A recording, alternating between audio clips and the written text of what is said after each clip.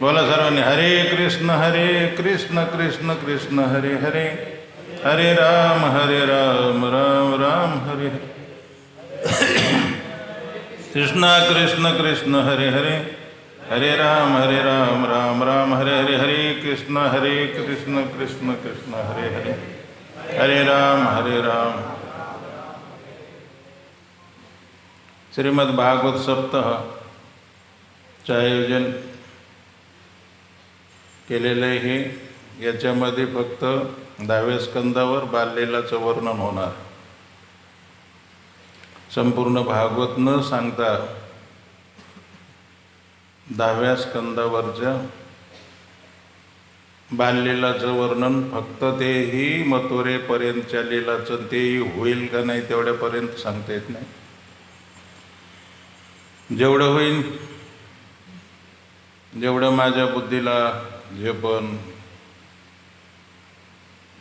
बुद्धी फार कमजोर, शिक्षणाचा अभाव, कधी शाळेत गेलो नाही, त्यामुळं एरवी जरी मी मूर्ख जरी झाला अविवेक, तरी संत कृपा दीपक सोजळ असे. मूर्ख माणूस आहे मी असा त्याचा अर्थ. पण तुम्ही साधू संत आहेत, वैष्णव भक्त आहेत, तुमच्या आशीर्वादाने बोलण्याचा प्रयत्न करतो. बापू पण आले.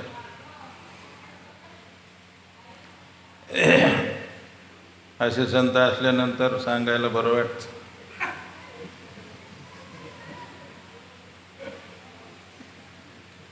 भागवत सुनो भागवत स्थाने.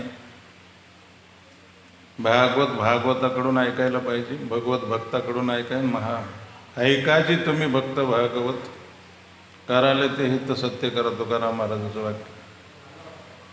किंवा गीता भागवत करीती श्रवण अखंड चिंतन विठोबाचे. तुकाराम महाराज म्हणतात त्यांची सेवा जरी मला घडली तरी बरं होईल. तो का म्हणे मज घडो त्यांची सेवा, तरी माझ्या दैवा पार नाही. कोणाची सेवा? गीता भागवत करीती श्रवण, त्यांची सेवा. गोळीकन्या पुत्र होती जे सात्विक, तयाचं हरिक वाटे देव. भागवत हे भगवत स्वरूप आहे. हे ग्रंथ भागवत, भक्त भागवत. परीक्षित महाराजाला उत्तम भागवत म्हटलेले, उत्तम भागवत. अभिमन्यू सुतम सुतप्रावर भागवत उत्तम, उत्तम कोटीचे भागवत. कधी कधी चिरहरण लीला, वस्त्रहरण, बायांचे वस्त्र पळवणं, रासलीला करणं. काही लोक शंका घेतात, हे बरोबर नाही. अरे ज्या माणसाने कधी लंकुटी लावली नाही, ज्यांना कोणाचं काही घेणं, गायीची धार काढण्याच्या काळापर्यंत ज्या दारात कधी कधी मधुकरीसाठी थांबणाऱ्या महात्म्यांनी ही कथा गायलेली. त्यांना काय असल्या फालतू गोष्टी जर असत्या तर त्यांनी काय कथेला ते कथा सांगितली असते. झाडाचे पानं खाऊन भागवत लिहिले किंवा भागवत सांगितले. आपल्यासारखं नाही रसगुल्ला आणि गुलाबजांबू खाऊन. मार्क सफरचंद सारखे गाल झाल्यानंतर सांगायची सुरुवात नाही केलेली.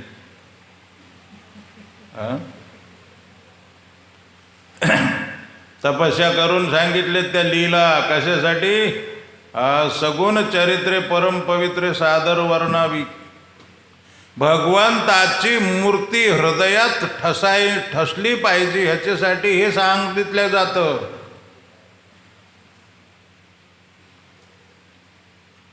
काय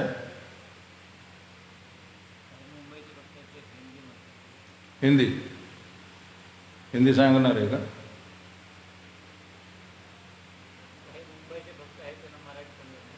नाही, सांगायचे कोणत्या भाषेत हे मला सांग.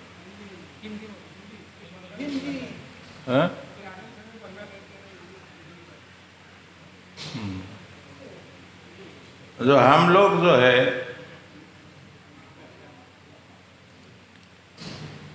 प्रपंच के हमारा अभ्यास है कि संसार के चिंतन करने का अभ्यास है. बैठिए सब, बैठिए. चंद्रभागा भीमा नदी का किनारा है, भगवान का धाम है, श्रावण मास है।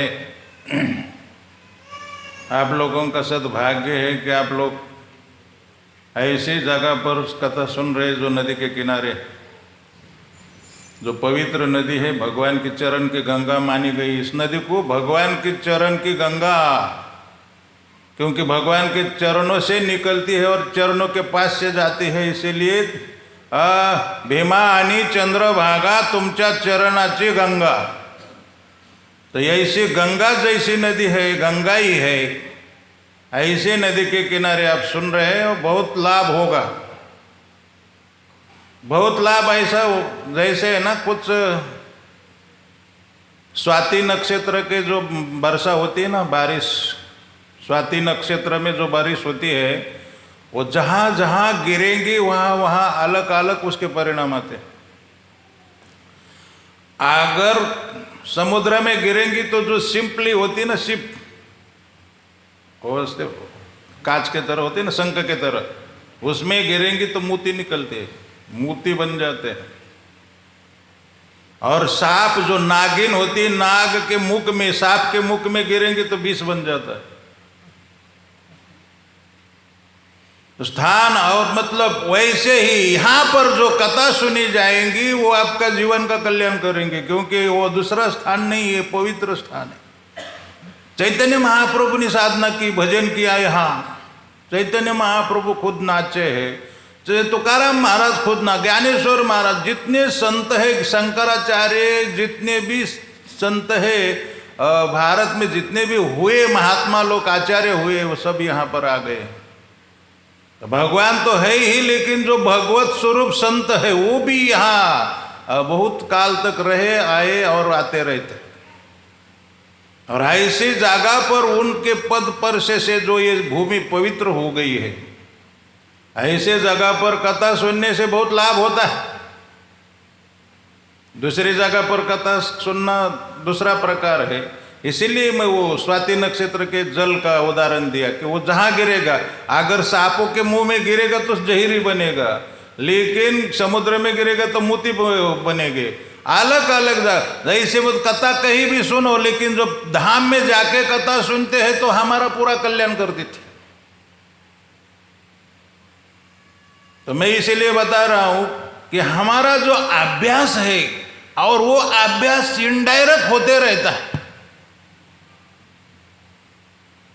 इनडायरेक्ट मतलब आपका मन अभ्यासी है, अभ्यासवान है, वो अभ्यास किए बिना रह ही नहीं सकता।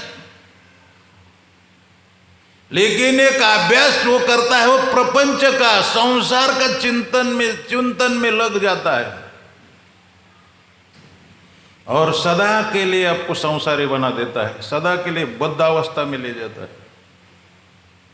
क्योंकि वो अभ्यास है, उसका अभ्यास है। मन का एक स्वभाव बन गया कि पूरा संसार का, शत्रु का, मित्र का, पत्नी का, बच्चों का चिंतन करता रहे। राग, द्वेष, मत्सर, ये बातों में लग जाता है मन, और आपको हमेशा के लिए संसार चक्र में डाल देता है। और यह अभ्यास हमारा मन डेली करता है, ये हमको पता भी नहीं, और रात दिन करता है। और मैं ये बता रहा हूं कि ये सब मन की सृष्टि है, मानसिक सृष्टि। आप ठीक से सुनेंगे तो ही समझ में आएगा, मेरी बात बहुत जल्दी समझ में नहीं आती। गौर से सुनिए, एक शब्द भी आप छोड़ देंगे तो बाकी का सब भूल जाएंगे आप, इसीलिए हर शब्द को सुनना पड़ेगा। मानसिक सृष्टि। और देखिए, अभी आप अगर सो जाएंगे, हाँ, मतलब कुछ लोग कथा में भी सोते हैं।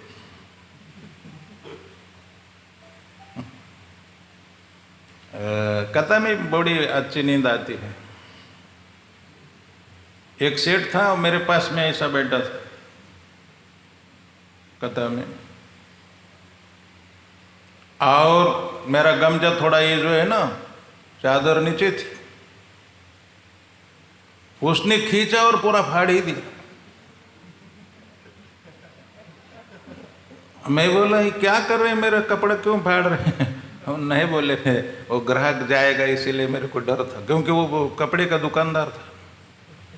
वो देख रहा था कि दुकान में ये कपड़ा खरीदने के लिए ग्राहक आया, उसका में सपना देख रहा था।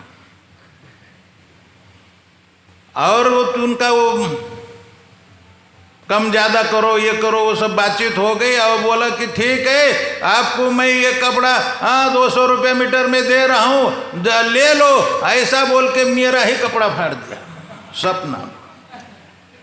तो मेरे को ये कहना है कि ये जो दुकान और ये सपना वहाँ कैसे आ गया? आप मतलब घर में भी सोते हैं तो सपना में आप समुद्र में जाते हैं, पहाड़ों पर जाते हैं। ये जो पहाड़ों का और पेड़ पौधों का, समुद्र का सृष्टि कौन करता है? आपके आंखों में, क्योंकि पास में तो कुछ नहीं होता। हाँ, आप तो पूरा लाइट बंद करके आंख मूंद करके सो जाते हैं और अंधेरा होता है, वहां तो आपको पूरा पूरा पहाड़ पर चढ़ते हैं, सपना में देखते हैं कि मैं पहाड़ पर चढ़ा हूं, समुद्र में गया हूं, पूरा सूर्य है, प्रकाश है। ये कौन तैयार करता है? ये मन की सृष्टि है सब, ये मन का अभ्यास है। मन पूरा सृष्टि करता है। मनस्सृजति वै देहान गुणान कर्माणि च आत्मना, 12वें स्कंद में कहा गया है। आपका देह का निर्माण मन करता है। ब्रह्म सूत्र, वेदांत सूत्र में कहा कि अभी का जो आपका चिंतन है वो आपका दूसरा देह बनेगा, और अभी तक का ये जो शरीर है पहले किया हुआ चिंतन का परिणाम है। समझ रहे? इसीलिए अभी ऐसा अभ्यास हमको करना है कि दोबारा फिर उस चक्र में ना पड़े, उस संसार चक्र में फिर से ना पड़े। इसीलिए भगवान की लीला का चिंतन करो, क्योंकि वो संसार का नहीं है, वो दिव्य है। आपका पूरा चेतो दर्पण मार्जन कर देगा। चेतो दर्पण मार्जनम भव महादावाग्नि निर्वापनम, आपके चित्त को क्लीन कर देगा, शुद्ध बना देगा। और चित्त अगर क्लीन हो जाएगा इस बार, तो आपका मन में जो बातें चल रही, जो अभ्यास चल रहा है, मरने के बाद वही शरीर मिलेगा। समझ रहे? अभी जो आपका अभ्यास चल रहा है, मरने के बाद वही मिलने वाला है। इसीलिए वृंदावन में जो महात्मा लोग बैठते हैं, लीला चिंतन करते हैं, क्योंकि शरीर छोड़ते ही उस लीला में एंट्री हो जाती है। बार बार अभ्यास करने से मन का जो अभ्यास बनेगा वही होने वाला है। इसीलिए कथा क्यों सुननी, बार बार भगवान का ये चरित्र क्यों सुनना है कि कही सुनई अनुमोदन करई, कही सुनई अनुमोदन करई, ते गोपद भवनिधि तरई, कही सुनई अनुमोदन करई। कहने वाला प्रवक्ता, सुनने वाला श्रोता, और उसका अनुमोदन करने वाला, कथा का अनुमोदन करने वाला, कथा बोलने वाला, सुनने वाला, ते गोपदयु भवनिधि तरई, भव सागर को वो गाय के खुर के खड्डे के बराबर पार कर देंगे। जो गाय के पैर का जो खड्डा गिरता है ना, तो एक बच्चा भी उसको आसानी से लांघ सकता है। वैसे ही कथा श्रोता और प्रवक्ता सब तीनों भी ते गोपदयु, क्योंकि ये कथा आपको पार कर देंगी, ये भवसागर से पार करा देंगी। जन्म मृत्यु रूपी चक्कर को ही भवसागर कहा गया। पुनरपि जननम पुनरपि मरणम, यही संसार है, दूसरा कोई संसार नहीं। हम लोग उसको संसार समझते हैं, घर को संसार समझते, प्रपंच समझते, मेरा घर, मेरी पत्नी, मेरे बच्चे, मेरे माता पिता, मेरे भाई बहन, इसको प्रपंच है। वो प्रपंच नहीं है। प्रपंच वो है, तुम्हारा सबसे बड़ा प्रपंच वो है, वो तुम्हारा ज्ञान ही प्रपंच है। अज्ञान खत्म हो गया तो प्रपंच खत्म। अज्ञान खत्म होना चाहिए। जब तक अज्ञान है तब तक आप इस प्रपंच में बने रहेंगे, डूबे रहेंगे। और ज्ञान ये है, ज्ञान क्या है? ये करना, हरे कृष्ण कृष्ण कृष्ण हरे राम राम राम। ये ज्ञान है। अगर आप इस मार्ग में चलने लगे भगवान का भजन, तो बस आपका भजन ठीक से नहीं हुआ तो भी आपका कल्याण ही होगा। भाय कुभाय अनकालसीन नाम जपत मंगल दस। भाव से कुभाव से कैसा भी हरि नाम लो, कोई खराबी, वो कल्याण ही होगा। मंगल 10 दिशा, 10 दिशा आपके लिए मंगल हो जाएंगी। तो कल की कथा, पुतना का उद्धार हुआ, लेकिन यशोदा मैया डर गई।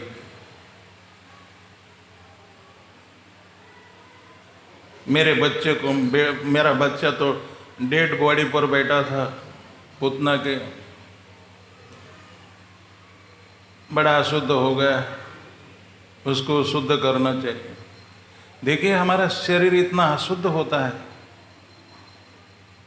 वो जन्म लेते ही उस परिवार को सूतक पड़ता है।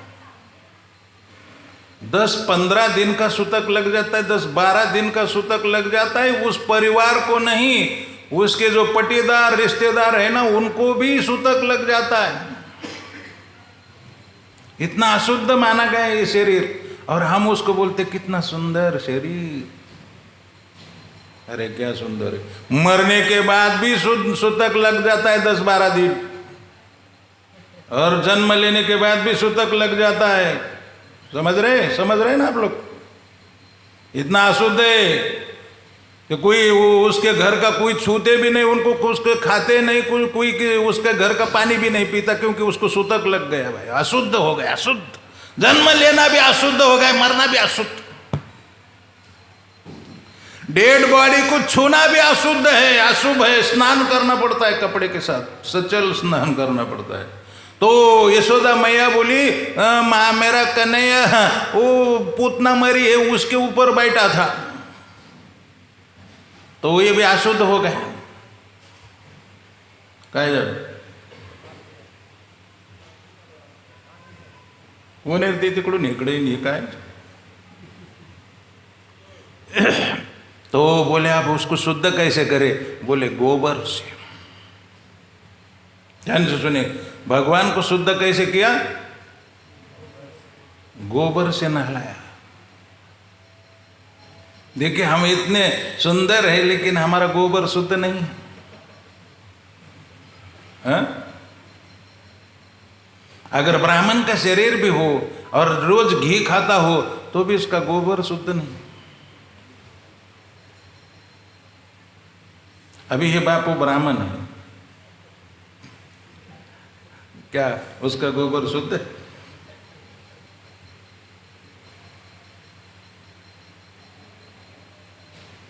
ये शरीर कभी शुद्ध नहीं। गाय के गोबर से भगवान कृष्ण का अभिषेक किया, गोमूत्र से पंचगव्य से स्नान करा दिया, और मंत्र बोले गए, केशवायन माधवायन नारायण, भगवान का नाम ही बोला गया उस समय भी। और इसका मतलब कुछ लोगों ने लिखा है कि देखो भगवान की रक्षा भी भगवान का नाम करता है, तो हमारे क्यों नहीं करेगा? हाँ?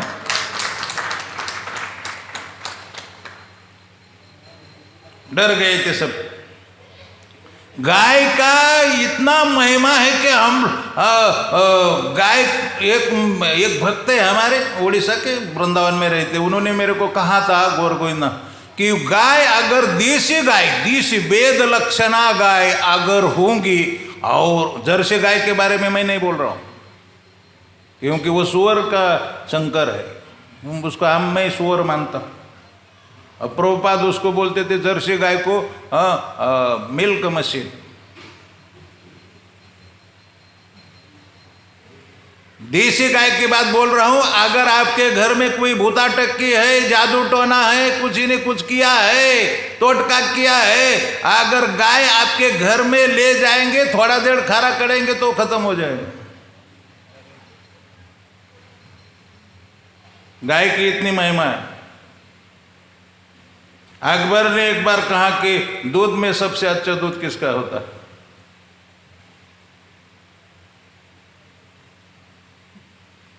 तो सब लोग बोले अपने अपने। किसी ने कहा कि ऊँट का दूध बड़ा अच्छा होता है, किसी ने कहा घोड़े का दूध अच्छा होता है, किसी ने गधे का दूध बताया अच्छा है। गधे का दूध कुछ दवाई के लिए चलता भी, हमने सुना। सब अकबर नाराज हो गए। बोले बीरबल को पूछो। बोले बीरबल तुम बताओ, तुम तो हर प्रश्न का उत्तर देते हो, बताओ दूध सबसे अच्छा कौन सा होता है? बीरबल ने कहा भैंस का दूध बड़ा पौष्टिक होता है और गाढ़ा भी होता है, भैंस का दूध अच्छा। क्योंकि बीरबल जानता था कि बादशाह जो विधर्मी है, हम अगर गाय का बोलेंगे तो सोचेगा कि साला उस धर्म में गाय को माता माना है, देवता माना है, इसीलिए बोल रहा है। इसीलिए बीरबल बोला कि भैंस का दूध ही अच्छा है। भैंस का दूध कोई अच्छा नहीं होता। ट्रक के सामने अगर भैंस अगर रोड पर खड़ी हो तो जब तक ड्राइवर नीचे नहीं उतरता तब तक वो हिलने वाली नहीं, ट्रक को ही अपना शरीर घिसने लगती। कोई बुद्धि नहीं होती। वृंदावन में मैं था, मेरे को इंग्लिश आती नहीं था, इंग्लिश आती नहीं थी और टेम्पल कमांडर फ्रेंच का था, तो मेरे को कुछ समझ में नहीं आता था और मेरा काम भी गलत हो जाता था। उसके हिसाब से तो इंग्लिश में बोलता था, उसकी भी इंग्लिश ठीक नहीं थी, फ्रेंच में इंग्लिश चलती नहीं ज़्यादा, और मेरे को तो आती ही नहीं थी, हिंदी भी ठीक से नहीं आती थी। तो वो मेरे को जब भी गाली देना होता था मेरे को बोलता था साला भपेलो बरे। ये भैंस का बुद्धि से।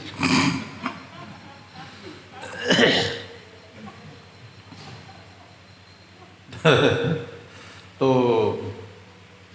अकबर बोला बीरबल अभी तक तुमने कभी भी उत्तर गलत नहीं दिया था, हर प्रश्न का उत्तर ठीक से दिया था, हर प्रश्न का समाधान किया था, लेकिन पहली बार तुमने गलत बोला। अकबर बोला बीरबल पहली बार तुम गलत बोले। बोले क्यों? बोले दूध में सबसे श्रेष्ठ दूध, अकबर बोला गाय का दूध होता है। कौन बोला? अकबर। और हमने सुना जिसने मंदिर गिराए, मंदिर ढहाए जिसने, वो उसका पोता, शाहजहां का लड़का औरंगजेब, जब भी दूध पीता था गाय का ही पीता था। और हमारे इधर महाराष्ट्र में जो मेरा जिला है बीड, उसमें निजाम शाह का राज्य था, मतलब भारत स्वतंत्र होने के बाद भी वो स्वतंत्र नहीं हुआ था, मोगलाई बोलते थे उसको। उस राजा ने हमारे गांव में, मेरे अपने गांव को बता रहा हूं, उस गांव में कहीं एकड़ जमीन गाय के लिए दी थी, उसको गायरान बोलते थे। और कहीं भी बहुत सारे सभी गांवों में वो दिया था कि वो गाय को चराने के लिए खेती हो, तो लगभग 100-150 से एकड़ से भी ज़्यादा होती थी, वो मुस्लिम ने दी थी। अभी की गवर्नमेंट ने वो उसको वापस ले लिया और हरिजनों को उनको बांट दिया, गाय को कुछ नहीं रखा और गाय भी नहीं रखी। अभी तो गांव में बैल भी नहीं, गाय भी नहीं, केवल ट्रैक्टर चलते हैं।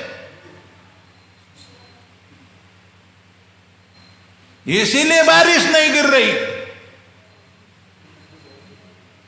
वो गाय के कारण बारिश गिरती थी। महाराष्ट्र में अभी सूखा पड़ा है और जितना भी पीक है ना पूरा जल रहा है। मैं आपको मराठी में एक कविता सुनाता हूं।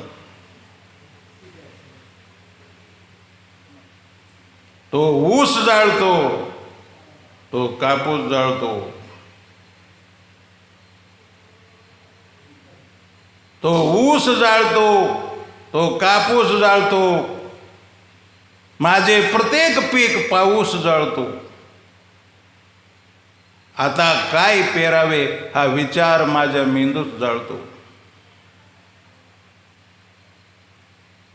समजू नको ढगा हे साधे सुदे बियाणे, समजू नको ढगा हे साधे सुदे बियाणे, म्या पेरले पिलांच्या चोची मधील दाणे. पिलांच्या चोची मधील दाने का मतलब, पिला मतलब छोटे छोटे बच्चे होते हैं ना, उसको पिल्ले कहा जाता है. हिंदी में भी पिल्ले कहते हैं, वो शुद्ध हिंदी बोलने वाले उसको पिल्ला कहते हैं. और चोची मदिल दाने मतलब वो कोई उसके मुंह से निकले हुए दाने को मैंने बोया है, उसके मुंह से निकाल कर दाने को बोया है मैंने.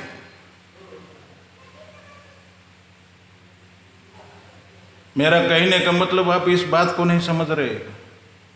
मैं इसको और गंभीरता से बताऊं कि पहले मेरे पिताजी के ज़माने में, उसके भी पहले एक अकाल पड़ी थी, दुर्भिक्ष से पड़ा था, वर्षा नहीं हो रही थी. और हमने ऐसा सुना है कि घर में खाने के लिए कुछ नहीं होता था, कुछ भी नहीं. थोड़ा थोड़ा जवार या कुछ अनाज रखा था, उसको उन्होंने जमीन में बोने के लिए, भूखे पेट में भूख है और चल नहीं सकते, वो बुआई भी नहीं कर सकते, मतलब वो अनाज बो नहीं सकते, बैल के साथ चल नहीं सकते थे, आंखों में अंधेरा चाहता था, और पूरा कंबर को बांध कर, और अचार होता है ना, अचार आम का अचार होता था महाराष्ट्र में, उसकी 2-2 फुट खाने का, वो पानी पी के उसको बोने का. और वो फिर भी अनाज, इसीलिए आगे चलकर 4 महीने के बाद ये अनाज हमको ज़्यादा मिलेगा, इसीलिए फिर भी जो अपने मुख में से निकाल कर उसको बोया जाता था. समझ में? उसको कहते हैं मी पेरले पिलांच्या चोचीमधील दाणे. इसके गहराई में समझाने से आपको पता लगेगा.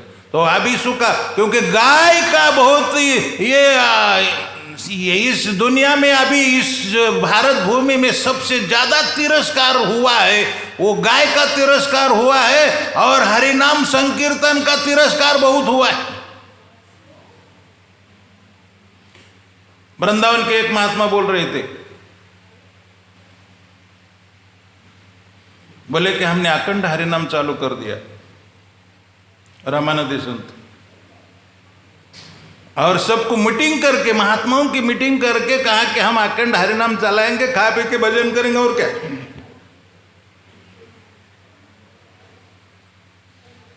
तो सबने हाँ भर दी, और एक लीडर भी हो गए दिन बंधु जैसे कि हाँ मैं इसको चलाऊंगा. और सबसे पहले वही बोरा बिस्तर लेके भाग गया. जब तक उस स्थान में, वृंदावन में जड़खोर या कुछ स्थान है, स्थान में नहीं जानता, तो वहां पर बहुत महात्मा लोग रहते थे. आप जब ही हरिनाम शुरू कर दिया, उनको लगा कि हमको इसमें बैठना पड़ेगा, इसीलिए अपना अपना बोरा बिस्तारा लेकर वहां से पसार हो गए. अरे तुम भजन करने के लिए आए, खाने की व्यवस्था हो रही है, और भजन इस कभी कभी ये बात होती ना, मेरा 3 लाख जप है, 4 लाख जप है, इसीलिए अब इसमें संकीर्तन में बैठेंगे तो होगा नहीं, इसीलिए भागे नहीं. एक भी माला नहीं करते थे, इसीलिए भागे. मतलब हरिनाम का बहुत तिरस्कार हुआ. अरे बोलना का मनो.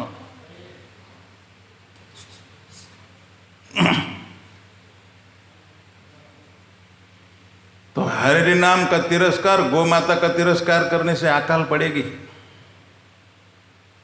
बहुत सूखा है, अभी बहुत बारिश कम हो गई महाराष्ट्र में, तो मैं इसीलिए बता रहा हूँ कि भगवान को नहलाया गया गोबर से, पंचगव्य से नहलाया गया, और एक दिन सुलाया.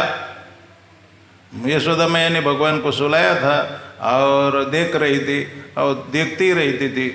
वैसा रूप था कि कोई भी उसको देखते ही रहता था। मैं कल बोल रहा था कि कुछ ऐसे रूप है वो जो अगर प्रकट हो जाएंगे तो हम भाग सकते हैं, वहाँ से भाग। शिव जी हमारे सामने प्रकट हो जाएंगे तो हम भाग जाएंगे, वो भी चिल्लाते हुए। नरसिंह भगवान अगर प्रकट हो जाएंगे तो हम बूम मारते हुए भाग जाएंगे, अरे बाप रे, क्योंकि नरसिंह भगवान भी इतना डेंजर रूप है। लेकिन कृष्ण का रूप और चैतन्य महाप्रभु का रूप ऐसा था, देखते रहो। हाँ, इतना सुंदर रूप। रूप पाहत लोचनी सुख झाले हो साजनी, तो विठ्ठल बरवा। मैं मेन सिद्धांत जो बता रहा था कि आपका मन अभ्यासी है और संसार का चिंतन करते रहता है, और मैं ये बता रहा हूं कि अभी संसार का चिंतन छोड़ दीजिए, कृष्ण का चिंतन करेंगे तो आप इस संसार से पार हो जाएंगे। और कृष्ण का चिंतन सिखाने के लिए ही कथा बताई जाती है।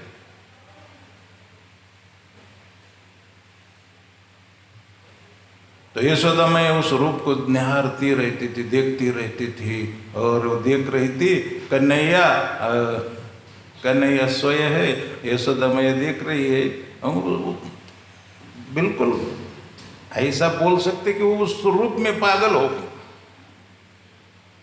देखती रही। और देखते देखते देखते उसने देखा कि कन्हैया ने करवट बदल दी।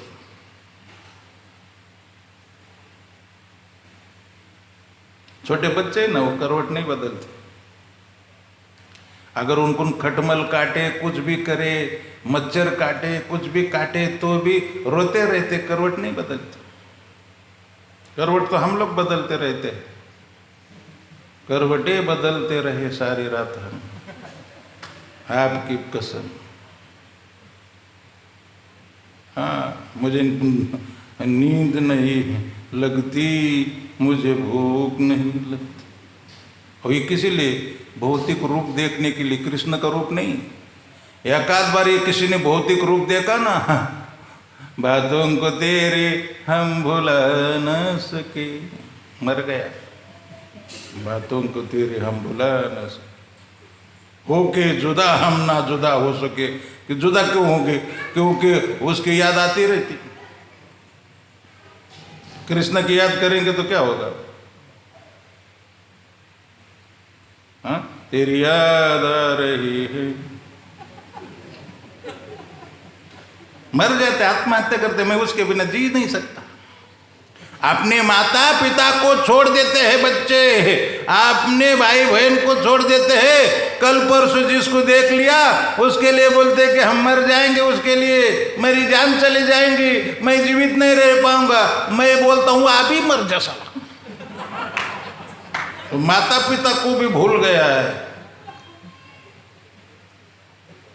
जिसने बचपन से संभाला उसको भूल गया, और अभी उसको मैं उसको भूल नहीं सकता।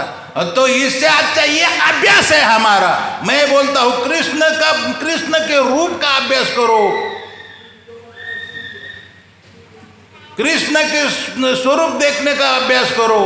और पहले तो आपको अच्छा नहीं लगेगा, लेकिन एक बार अभ्यास हो जाएगा तो आप दूसरा रूप, दूसरा संसार का कोई रूप देखना नहीं चाहेंगे।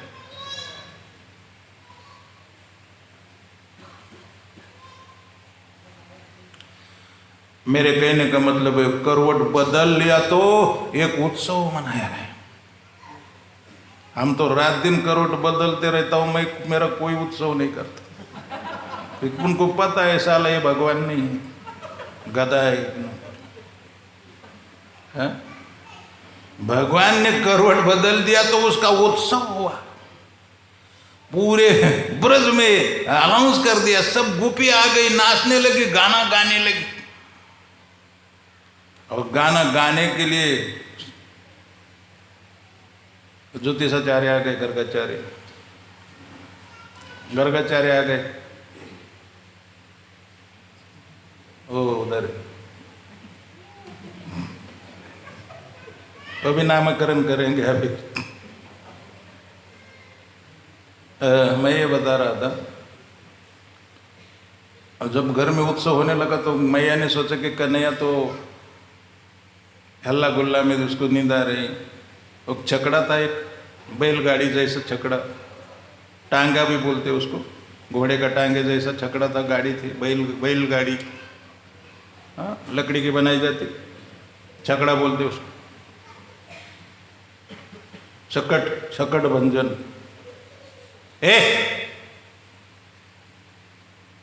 उन्हें आन लेते पोर,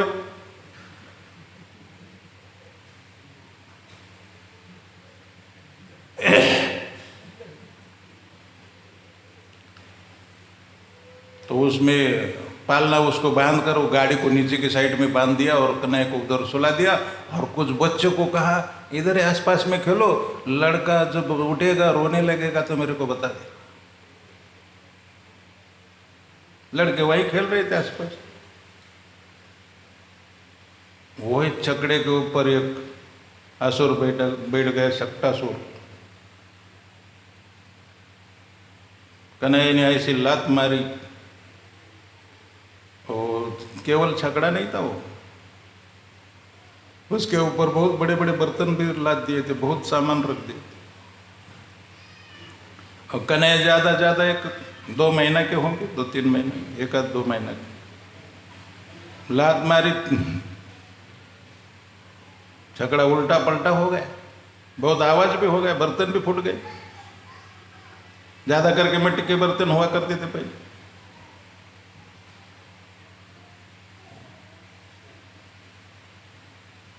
आवाज हो गया तो यशोदा मैया दौड़ के आ गई, ये कैसे हुआ कैसे हुआ? बच्चे बोले कन्हैया ने लात मारी। अब इस बात पर कोई विश्वास करेगा? जो बच्चा हिल भी नहीं सकता, अभी करवट बदलने लगा, लात मारे छकड़ा पलटी कर देंगे। लेकिन वो सही बता रहे थे। किसी बच्चे ने तो कसम खा के कहा, मैं यह कसम खा के बता रहा हूं, सुन, कसम खा के बताना। और फिर वही भगवान के नाम और मंत्र द्वारा, ब्राह्मणों के द्वारा कि कोई अनिष्ट ना हो मेरे कन्हैया का, वो भी उत्सव हुआ। तुकाराम महाराज कहते, काग बग रीटा मारिले बाळपणी अवगी दैत्य खानी बुड़विली। बचपन में ही सब आसुरों को खत्म कर दिया, अवगी दैत्य खानी खत्म कर दी। एक दिन मैया कन्हैया को गोद में लेकर खड़ी थी, मुख को देख रही थी। क्या आनंद होगा कि भगवान को बार बार गोद में लेना, उसके मुंह को देखना, पूरा सुंदरता को देखना, कितना आनंद उत्सव। क्योंकि वो भौतिक नहीं है, जन्म कर्म सब दिव्यम योयति तत्व, वो दिव्य शरीर है। मायावादी लोग बोलते हैं ना, भगवान का रूप भी माइक है, वो भी मिथ्या है, वो भी नष्ट हो जाता है। जब अवतार लेना है तो मायावादी लोग कहते भगवान माया का आश्रय लेकर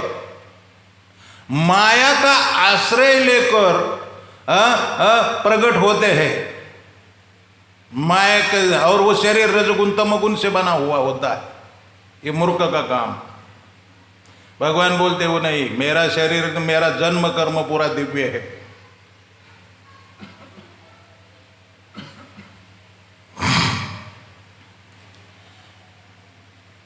निज इच्छा निर्मित तनु, रामायण में लिखा है, माया गुण गोपार। वो भगवान ने अपनी इच्छा से वो शरीर प्रकट किया है, निज इच्छा निर्मित।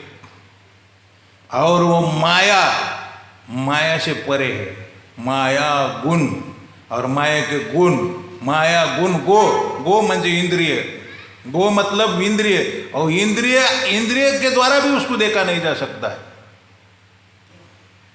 इंद्रियातीत है, माया से भी परे है, माया अतीत और 3 गुणातीत है वो शरीर, दिव्य शरीर है। यशोदा मैं एक देख रही थी उनको, वो सुंदरता को देख रही थी और गोद में कन्हैया उन मुख को देख रही है। और कन्हैया भी ऐसी लीला करते हैं ना, इतने भारी हो गए, इतने बहुत भारी हो गए, चट्टान पत्थर की तरह भारी हो गए। मैया को लगा कि इसको इतना इतना बोझा कैसे हो गया,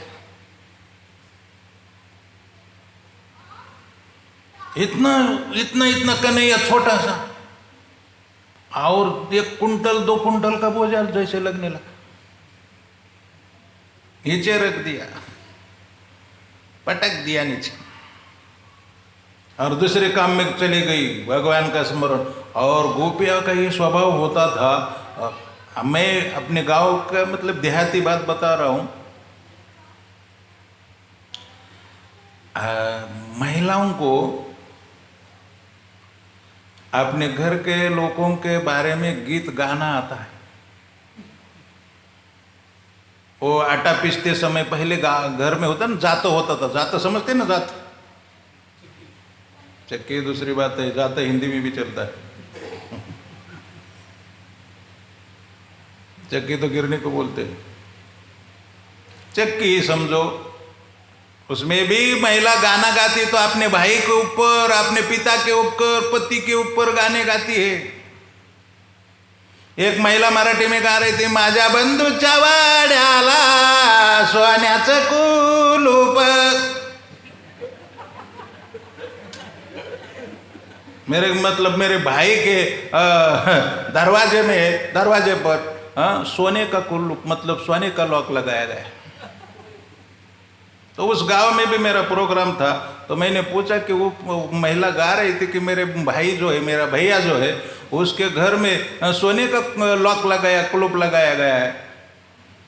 तो उसने कहा वो कहाँ है, मैं उसने पूछा, बोले वो गन्ना काटने गया है फैक्ट्री पर। मैं बोला उसने तो कहा था कि हमारे भाई के घर में सोने के लॉक लगते हैं। बोले सोने का ही लॉक है,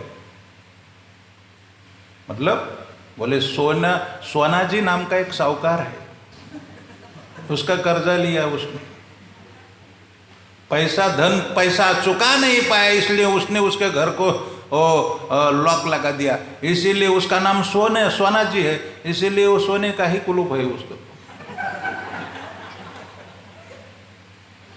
मैं ये बात इसीलिए बता रहा हूं कि महिलाएं गाती है। हो सकता है कि यूपी में भी गाती थी, इसमें लिखा है भागवत में, तो जो भी कन्हैया के लीला के बारे में ही सब महिला गाती थी, कि जो लीलाएं घटी थी उसके बारे में गाती थी, और जो नहीं घटी उसके बारे में भी गाया जाता है कभी कभी।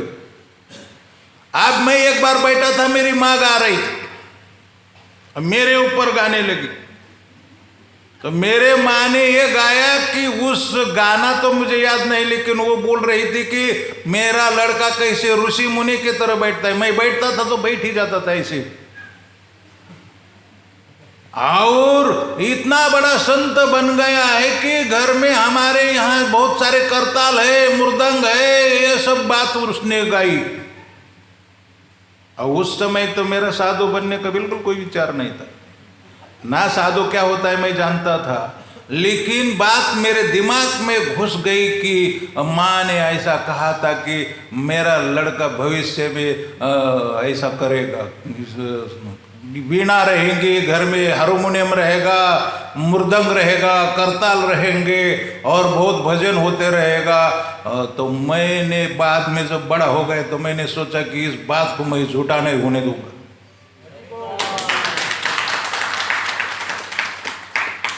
तो गोपियां भगवान का भजन गाती थी, भगवान के गीत गाती थी, हमेशा जब भी कन्हैया के बारे में गाती थी, जो भी लीला घटी या जो भविष्य में घटने वाली उसको भी गाने लगती थी। तो यशोदा मैया जो भी काम करती थी, तो जब कन्हैया के पास होती थी तब तो कन्हैया को देखती थी और उनका मुंह चूमने लगती थी, वो बार बार देखती थी, बार बार मुंह चूमने लगती थी। लेकिन उनको छोड़कर, जैसे अभी छोड़कर चली गई, तो उधर भी भगवान के बारे में ही गाने लगी। आपको भी आपके मन को ऐसे आदत डालनी कि भगवान के सामने भी भगवान का भजन गाया जाए, और जब मंदिर के बाहर जाएंगे तो भी वहाँ भी भगवान के बारे में, भगवान की लीला का ही स्मरण किया जाए, उनके बारे में ही गाया जाए। अगर ऐसा करेंगे, आपके मन का इतना अभ्यास करेंगे तो ना, मरते त्यक्त्वा देहम पुनर्जन्म नहीं थी, इस शरीर को त्यागने के बाद फिर दोबारा जन्म नहीं, केवल सीधा भगवान के पास पहुंच जाओगे। क्योंकि बार बार भगवान ने बोला यम यम वापिस स्मरण भाव, आप जिस भाव का भी स्मरण करेंगे उसी स्थिति को आप प्राप्त, अगर हरिन का चिंतन करेंगे हरिन ही हो जाएंगे, उसमें कोई बदलाव नहीं आने वाला। आपका जो स्मरण बन जाएगा मृत्यु के समय, क्योंकि सदा तद भाव भावित।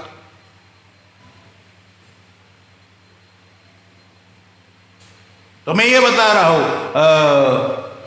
चट्टान के सर हो भगवान भारी हो गए, उन रख दिए, और भगवान चट्टान के तरह क्यों हो गए? क्योंकि उनको मालूम था इधर और एक आ गया है ग्राहक।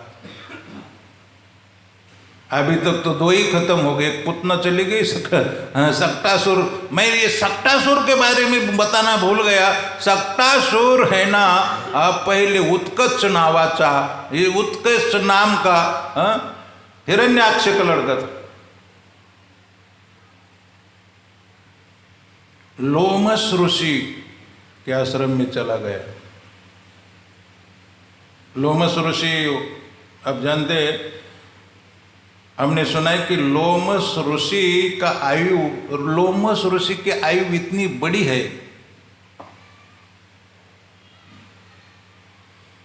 कि उनके जितने बाल है उतने बाल के बराबर ब्रह्मा जी जब खत्म हो गए तब उनकी आयु खत्म हो जाएंगी। मतलब साधारण एक आदमी के शरीर पर 3.5 करोड़ लोम होते हैं, बाल होते। 3.5 करोड़ ब्रह्मा जी की आयु खत्म हो जाएंगी तब उनकी आयु खत्म होगी। किसकी? लोमस ऋषि की। और भी बहुत लोग है, बगदालब्य वगैरह, उनकी भी आयु बहुत लंबी लंबी है। उन सबको नहीं मैं बता रहा हूं, लेकिन वो लोमस ऋषि एक दिन जा रहे थे, हम केवल चटाई गोद में लेके चलते या तो सिर पर चटाई लेके, उतना ही सामान है उनको। और इंद्र ने एक साल भर घर बनाया था। इंद्र ने बहुत बड़ा भवन बनाया था, बहुत बड़ा, स्वर्ग का राजा। और बनाने वाला कौन था? विश्वकर्मा। विश्वकर्मा ऐसा व्यक्ति है कि एक रात में ही बहुत कुछ बना सकता है। उसको भी साल भर लगा दिया इंद्र ने, बड़ा भवन बनाओ। और इतना बड़ा भवन बनाया, और इंद्र ने देखा कि ये महात्मा चटाई लेकर जा रहे हैं। इंद्र ने कहा कि कहाँ जा रहे? बोले किसी पेड़ के नीचे बैठूंगा, हरि नाम करूंगा। अच्छा, कुछ बोले कुटिया क्यों नहीं बनाते, कुछ घर क्यों नहीं बनाते? मैंने इतना बड़ा, 1 साल लग गया विश्वकर्मा को बना, इतना बड़ा भवन स्वर्ग में बनाया है। बोले मेरी आयु ही कितनी है, थोड़ी सी आयु है, उसमें तो क्या घर बनाना है?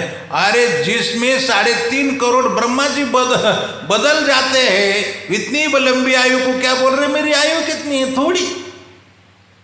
और मैं इंद्र की आयु कितनी मालूम है आपको? एक ब्रह्मा जी के एक दिन में 14 इंद्र बदलते। एक ब्रह्मा जी के एक ही दिन में 14 इंद्र बदलते। पूरे एक ब्रह्मा जी के आयु में कितने बदलते होंगे? उन्होंने कहा, और इसने ऐसे, हमारी मूर्खता यही है कि हमको माझ्या स्वप्नातलं घर, मराठी में कहा जाता है, मेरे स्वप्न में का घर, मैं ऐसा घर बनाऊंगा, 5 स्टार घर बनाऊंगा, एक कार खरीद लूंगा, यही सोचते रहते। सो यही प्रपंच है, संसार और दूसरा कुछ नहीं। सोचते सोचते मेरे बच्चे को पढ़ाऊंगा, बच्चा अमेरिका में जाएगा, यही सोचते रहते। और इसी के कारण मरने के बाद फिर इधर ही आना पड़ता। घर बनाते बनाते हमारा जीवन बीत जाता है। जिंदगी एक किराए का घर है, एक न एक दिन बदलना पड़ेगा। जिंदगी एक किराए का घर है, एक न एक दिन बदलना पड़ेगा। जिंदगी एक एक घर है, एक ना एक दिन बदलना पड़ेगा। मौत जब तुझको आवाज देंगी, घर से बाहर निकलना पड़ेगा। मौत जब तुझको आवाज देंगी, जब रूठेंगी तुझको सब खुशियां, गम के साँचों में ढलना पड़ेगा। हाँ, हमारे जीवन में जितनी भी खुशियां आती है ना, वो कभी कभी हमारे ऊपर रूठ जाती और बाद में दुख ही आता है। गम का मतलब है दुख। जब रूठेंगी तुझको सब खुशियां, गम के साँचों में ढलना पड़ेगा। वक्त ऐसा भी आएगा नादा, तुझको कांटों पे चलना पड़ेगा। कभी कभी राजा महाराजा को भी वन में जाना पड़ता है, और कभी कभी प्रेसिडेंट लोगों को भी वृंदावन में जाके मधुकरी मांग के भजन करना पड़ा। उनको सबसे अच्छा जीवन हो। इसीलिए मत समझना कि हम बन चुके हैं, बनने वाला बिगड़ता भी है। इसीलिए हमेशा झोली कंधे पर रखो। मेरा हमेशा झोली कंधे पर रहता। एक संत थे, उनको राजा बनाया गया। राजा बनाया तो बोले ठीक है, भगवान की इच्छा मान लिया, राजा बन गए। लेकिन झोली बोले इसी एक खुंटी बोलते हैं ना, उसको क्या बोलते हैं, किला बिला ठोका रहता है ना दीवार में, बोले इसको टांग के रखो इधर, किले को मेरी झोली इधर ही रहने दो। प्रधानमंत्री बोले आप राजा बन गए, आप झोली की क्या जरूरत है, तमाशा इधर काय को रखना है, काय महल में नहीं। बोले कभी कभी हो सकता है कि ये पद भी जाएगा तो मेरी झोली रीढ़ी रहे।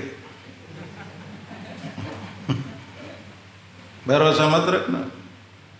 क्या भरोसा है इस जिंदगी का, साथ देती नहीं वो किसी का।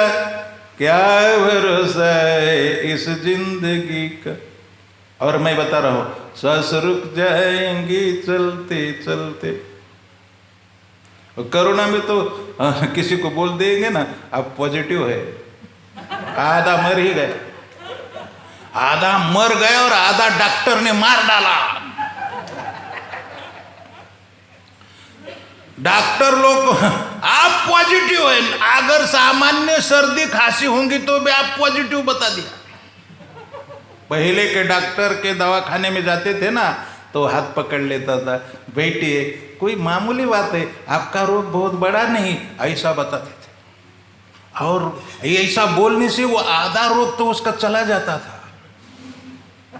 पहले के वैद्य लोग डॉक्टर लोग नाड़ी देखेंगे, चिंता की कोई बात नहीं, और कुछ होगा तो हम हैं ना, आप डरो मत, रोग बहुत साधारण नहीं, और ये थोड़ा दवाई देंगे आप रह जाएगा। लेकिन आजकल के डॉक्टर बाप रे, आपका टेस्ट करना पड़ेगा, आपकी आंख लाल हो गई है, लक्षण ठीक नहीं, हो सकता है ऑपरेशन करना पड़ेगा। और रिपोर्ट वो डर जाता है, आधा ही मर जाता है। वो सोचता है कि डॉक्टर साहब मैं ठीक हो जाऊंगा ना, अब मैं क्या, मैं तो भगवान तो है नहीं, भगवान अब जो रिपोर्ट आएगा उसी के अनुसार होगा, मैं क्या कर सकता हूँ। मैं तो सोचता हूँ भगवान ऐसे डॉक्टर का आयु खत्म करे।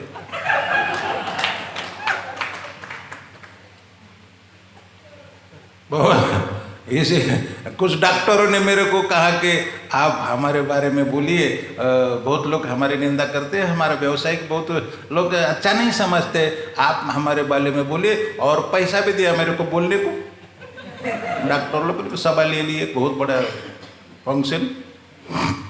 मैंने कमर में जाम पैसा बांध दिया, नहीं तो वापस ले सकते।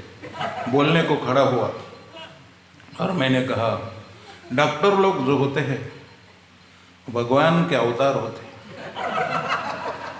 भगवान के प्रतिनिधि होते हैं। और भूल कर आपको डॉक्टर के यहाँ जाना पड़ा तो समझ लेना कि आपको भगवान के घर जाना है।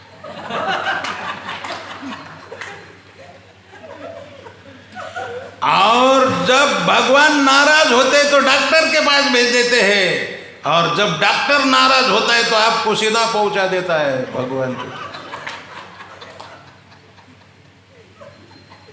किसी डॉक्टर के ऊपर भरोसा मत करो। ये मेरा लाइव चल रहा है, मेरे ऊपर आपत्ति आ सकते, लेकिन मैं झेलने को तैयार हूं।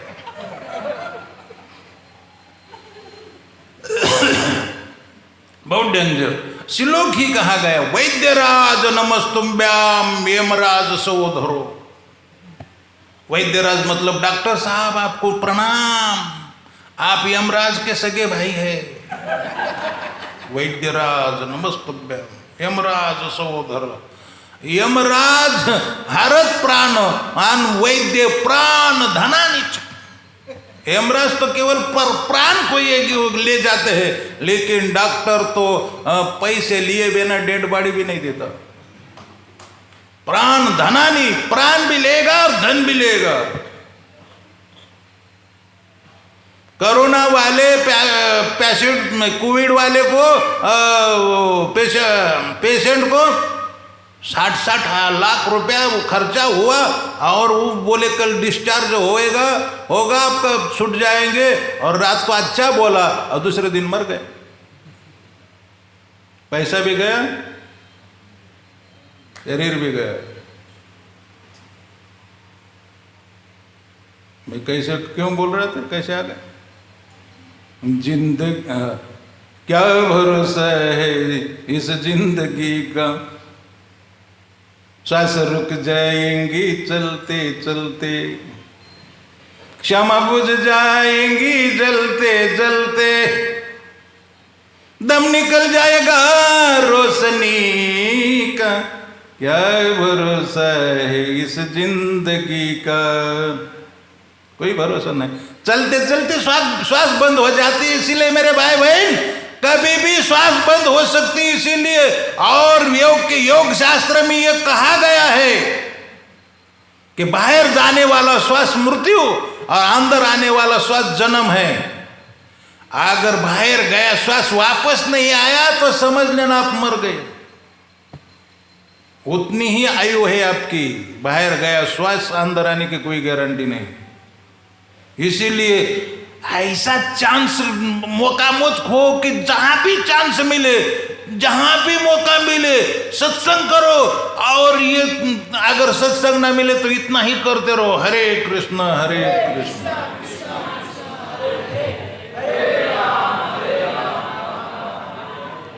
मौका मिलते ही भजन चालू कर दो। कभी भी श्वास चली जाएगी तो भी कोई हर्जा नहीं। हरि नाम लेते लेते अगर श्वास चली, भगवान बोलते अंत काले च मामेव स्मरण मुक्त्वा कलेवरम यप्रयाति समद्भावम याति नास्तत्र संशय। अगर अंत काल में आप जैसे भी मेरा नाम लेंगे निश्चित मेरे धाम में आएंगे, उसमें कोई संदेह नहीं, कोई संशय नहीं। तो मैं एक दूसरा 2-3 कव्वाली गा रहा था मैं एक शब्द। वक्त ऐसा भी आएगा नाद, तुझको कांटो पे चलना पड़ेगा। जिंदगी एक किराए का घर, इतना मजबूर हो जाएगा तू, इतना मजबूर हो जाएगा तू। ये जो मखमल का चोला है तेरा, ये जो मखमल का चोला, ये जो मखमल का चोला है तेरा, एक पन में बदलना पड़ेगा। जिंदगी एक किराए का घर है। ये पूरा भजन आता है मेरे को, ये गीत मेरे को पूरा आता है, लेकिन और एक गाता हूँ क्योंकि ये बहुत लंबा है। उसमें आपको चेतावनी दी है, इसको चेतावनी गीत कहते हैं। कर दे इमाज दिल की सफाई, अपने दिल को क्लीन करो, मन को चित्त को साफ करो, हृदय को साफ करो हरि नाम से। कर दे इमाज दिल की सफाई, छोड़ दे तू बुराई, बुरा गलत आचरण को छोड़ दो। और ये कहाँ गए, चेतावनी, वक्त बाकी है आप भी संभल जा। अभी भी समय गया नहीं, वक्त बाकी है आप भी संभल जा, वरना धोजक में जलना पड़ेगा। धोजक उसको कहते अग्निकुंड को, ये उर्दू शब्द है। धोजक अग्निकुंड को कहते, जलना पड़ेगा, कंटिन्यू जलना पड़ेगा। वक्त बाकी, अभी भी समय है। आपने मन को चेंज करके भगवान में लगा दो, अभी भी समय है। वक्त बाकी है, अब भी संभल जा, वरना धोजक में, अग्निकुंड में सदा जलना। जिंदगी एक घर है, एक न एक दिन बदलना पड़ेगा। तो कहने का मतलब भगवान वहाँ बैठे थे और तृणाव्रत। और दूसरी बात मैं भूल गया, फिर मैं भूल गया, लोमस ऋषि, ये उत्कच नावाचा जो ये असुर था, हिरण्याक्ष का पुत्र, वो आश्रम में चला गया। और ऐसे भी लोग हैं ना, इतने मूर्ख लोग होते हैं ना, साधु को बहुत तंग करते, पहले भी करते थे, अभी भी करते। मैं ट्रेन में जा रहा था तो जिसने देखा कि महाराज एसी में बैठा है। बोले महाराज आप भी एसी में? क्या तेरे बाप की ट्रेन है, हम एसी में ना बैठे तो ही बैठे, कौन सी बात है? और दूसरा बोला अरे आजकल इन्हीं लोगों की मजा है, जितना पैसा साधु के पास है उतना पैसा किसी के पास, तुम्हारे बाप ने दिया है क्या? जितना पैसा साधु के पास है और किसी के पास नहीं। और वो उसको बोलने लगा,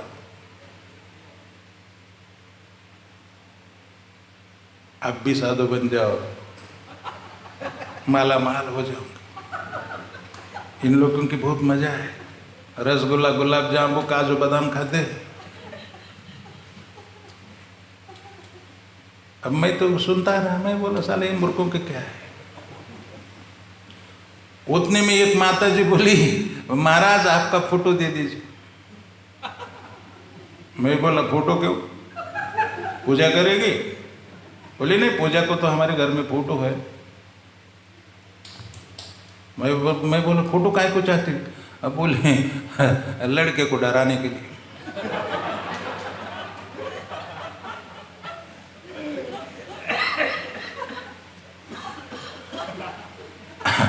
एक बार मैं खेत में से जा रहा था, 2-4 आदमी थे, हम खेत में से जा रहा था, तो एक माता जी बोली देख लड़का रो रहा था, उसको डरा रही थी।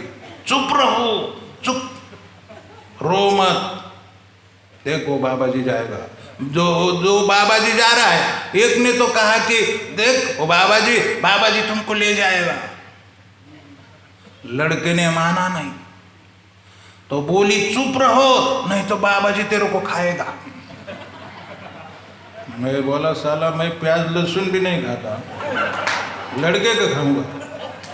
क्यों आपने लड़के के संस्कार बिगाड़ रही? ये मूर्ख का काम।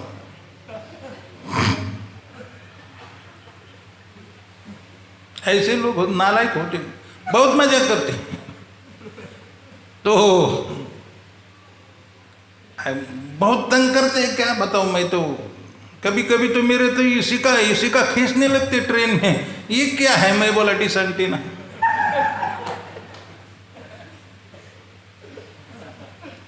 और जो मैं तो किताब बिना देखे ही बोलता हूँ, बोले इसीलिए वो जो डिसएंटीना है ना, इसमें से सब लीला उतर जाती है। लेकिन वहां एक सिख बैठा था,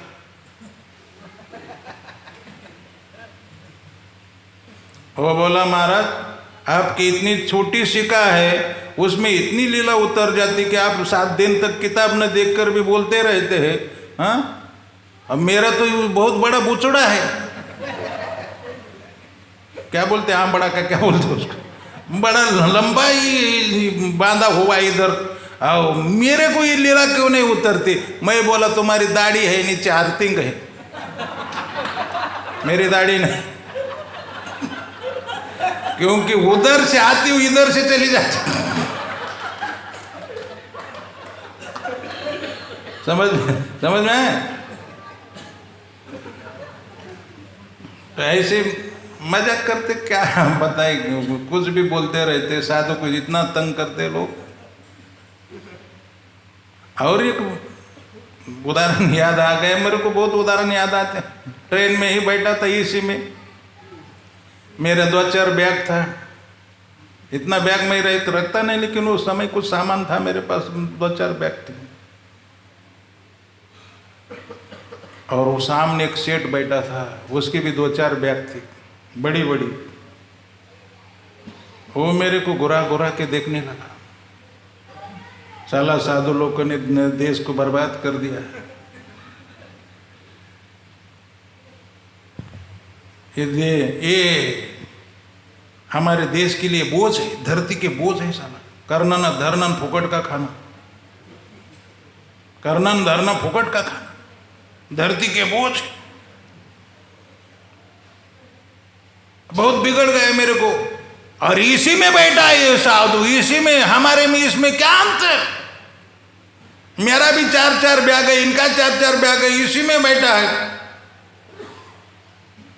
मोबाइल भी अच्छा रखा है, ये मोबाइल नहीं तो वाट लगा दी। मैं तो बोलता हूँ कि मोबाइल जला डालना चाहिए। जितना ब्रह्मचारी को मोबाइल ने बर्बाद किया है, उतना किसी ने नहीं किया। ये ब्रह्मचारी समाज को, ब्रह्मचारी का ही नाम है, ब्रह्मचारी अच्छे है बेचारे, मोबाइल नहीं देखते हैं।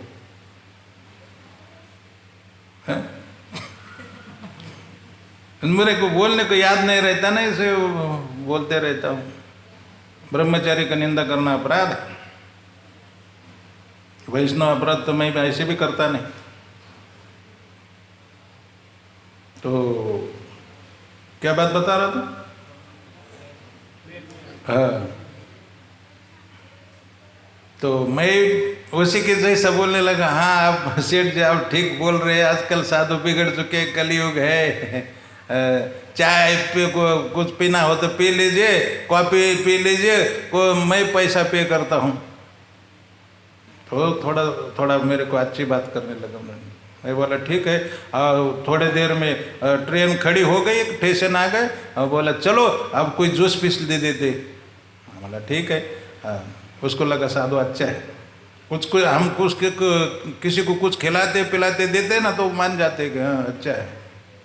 आजकल का समाज ऐसा ना, थोड़ा वो कुछ घूस दे दो तो खुश हो जाएगा, हाँ साधु अच्छा, स्तुति करे। हमारे जैसे मुंह फट जवाब देने वाला होगा ना तो उसको बोलेंगे साला बहुत बदमाश है, नीच आदमी, ये साधु है क्या? ऐसे साधु होते हैं क्या? ऐसा भी बोल देंगे। लेकिन उनको खुश करने का तरीका होना चाहिए। उसको मैंने खुश किया और जूस मंगाया, जिस जूस वाले को कान में बताया कि थोड़ा लेट करो। और जूस मैं बोलता था, उसको जोर से बोलता था जूस ले आओ, समय हो जाएगा। और उसको अंदर ऐसे बोल दिया था कि थोड़ा लेट करो। तो ऐसा थोड़ा लेट होते होते ट्रेन जाने लगी। वो बोला अरे ट्रेन जाने लगी। मैं बोला जाने दो यार, ऐसी ट्रेन तो आती जाती रहती। अरे बोला ट्रेन आती जाती थी, इसमें मेरा रिजर्वेशन है, मेरा सामान चला गया। मैं बोला जाने दो यार, 2-4 तो बैग है, मेरे भी तो 2-4 बैग है, जाने दो।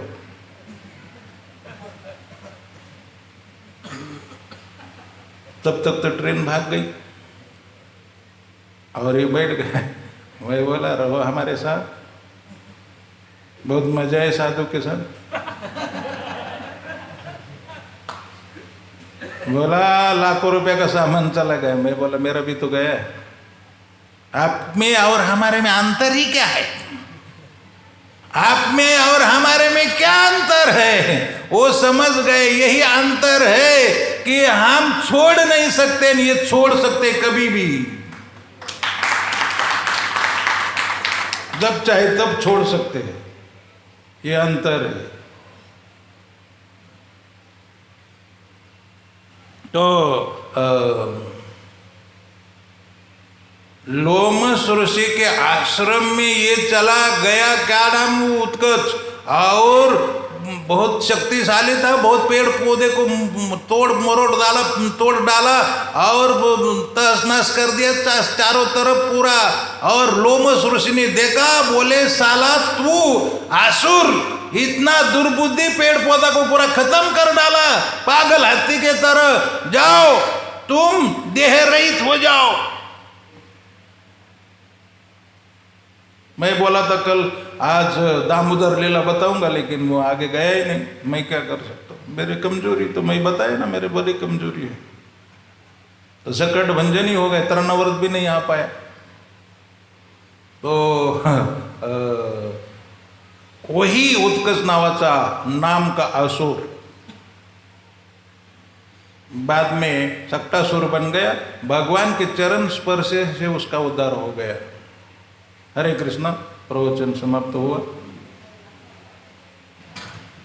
अरे इतना आगे आके क्या बात है।